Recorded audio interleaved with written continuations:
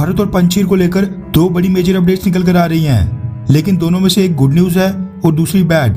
दिन की शुरुआत मैं नहीं चाहूंगा कि बैड न्यूज से की जाए, इसलिए भारत को लेकर जो गुड न्यूज आ रही है सबसे पहले मैं आपको वो बता देता हूँ। अगर आपको याद होगा तो मैं पहले भी अपनी वीडियोस में कई बार कह चुका हूँ कि भारत के फॉरेक्स रिजर्व्स जिस स्पीड से बढ़ रहे हैं उसको देखकर ऐसा लग रहा है कि ये $1 ट्रिलियन जो कि 1000 बिलियन डॉलर्स होते हैं वहां तक साल 2025 तक पहुंच जाएंगे, क्योंकि हाल ही में भारत के फॉरेक्स रिजर्व्स ने $600 बिलियन का आंकड़ा भी पार कर दिया था। लेकिन मैं यहाँ पर एक करेक्शन करना चाहता हूँ, क्योंकि जिस रफ्तार से भारत के फॉरेक्स रिजर्व्स आज की डेट में बढ़ रहे हैं वो तब तक पॉसिबल है कि ये $1 ट्रिलियन का आंकड़ा साल 2025 नहीं बल्कि साल 2023 से पहले टच कर जाए और हमें ये देखने को मिले कि मार्च 2023 से पहले ही भारत $1 ट्रिलियन के फॉरेक्स रिजर्व्स पर बैठा हो।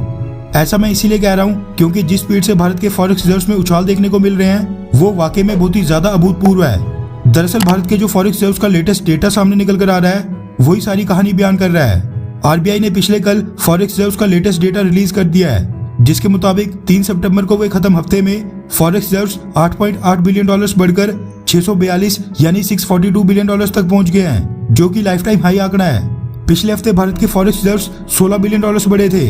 यानी बैक टू बैक इतने दो बड़े बड़े उछाल। और साथ में जो पिछले एक साल से ट्रेंड देखने को मिल रहा है वो ये है कि भारत के फॉरेक्स रिजर्व्स जब कम होते हैं तो वो करीब $1 से $2 बिलियन के बीच में कम होते हैं, लेकिन जब बढ़त देखने को मिलती है तो वो सीधा $4 से $5 बिलियन से लेकर $8 से $10 बिलियन और अब तो एक बार $16 बिलियन की भी बढ़त देखने को मिल गई है। ऐसे में आप समझ सकते हैं कि देश की आर्थिक स्थिति कितनी तेजी से मजबूत हो रही है। वैसे नीचे कमेंट करके बताएं कि 1000 बिलियन डॉलर्स या फिर $1 ट्रिलियन के फॉरेक्स रिजर्व्स का आंकड़ा भारत कौन से साल में टच कर लेगा,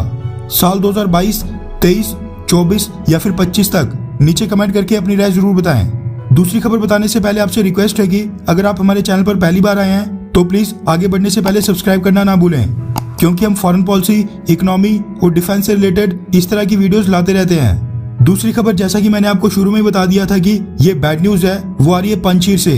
जिसके मुताबिक तालिबानियों ने अफगानिस्तान के पिछले वाइस प्रेसिडेंट अमरुल्लाह सालेह के बड़े भाई रुहुल्लाह सालेह अजीजी की हत्या कर दी है। रिपोर्ट्स के मुताबिक वो आम सिविलियंस की तरह बिना किसी हथियार के पंचीर से निकलकर दूसरी डिस्ट्रिक्ट में जा रहे थे, जिस बीच तालिबानियों ने उनको रास्ते में सबसे पहले तो अरेस्ट कर दिया, उसके बाद उनको कई घंटों तक टॉर्चर किया गया और अंत में उनकी जान ले ली गई। तालिबान ने अब कहा है कि वो उनकी बॉडी को वहीं सड़ने देगा।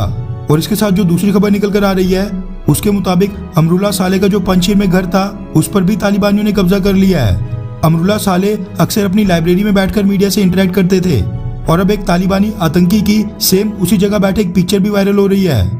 लेकिन ये तो चलो ठीक था, लेकिन मैंने यहाँ पर एक चीज नोटिस की है कि तालिबान ने पिछले प्रेसिडेंट अशरफ गनी, जो इतने सालों से तालिबान पर कार्रवाई कर रहे थे, तालिबान पर एयर स्ट्राइक से लेकर रेड्स के ऑर्डर दे रहे थे, तालिबानियों ने उसके भाई को माफ करके उसको तालिबान ज्वाइन करवा ली।